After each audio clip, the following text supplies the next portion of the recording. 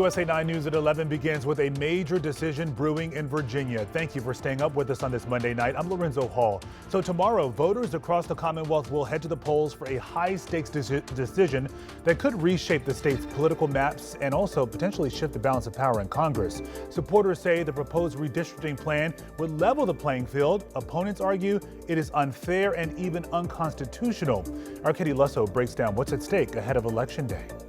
A Vote No rally held here in Leesburg on the eve of an election that could have a major impact on the Commonwealth. Now, those here say this isn't a Republican versus Democrat issue, but rather an issue of right versus wrong. How are you going to vote?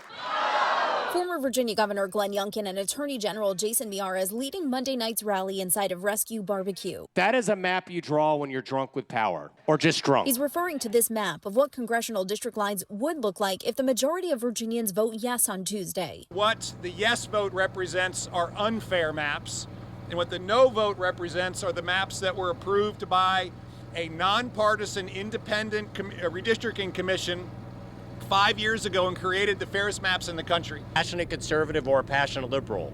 But if you think it's okay to disenfranchise the voice of your neighbor, then we're losing something a lot more than that. Right now, Democrats hold 6 seats in the House while Republicans hold 5. A vote of yes on Tuesday would give Democrats 10 seats, leaving Republicans with just 1. By doing so, it could potentially shift the balance of power in the House ahead of the 2026 midterm elections. Those in support of it say this is in response to the president's push for redistricting in Republican majority states. Governor Abigail Spanberger says she supports it. This year, we saw a president say that he's entitled to more seats in Congress because, of course, they all see that the wave is coming. She says this would level the playing field. Ensure that we can be a counterweight to the actions of Texas, of Missouri, of North Carolina. But those against it. It is unconstitutional.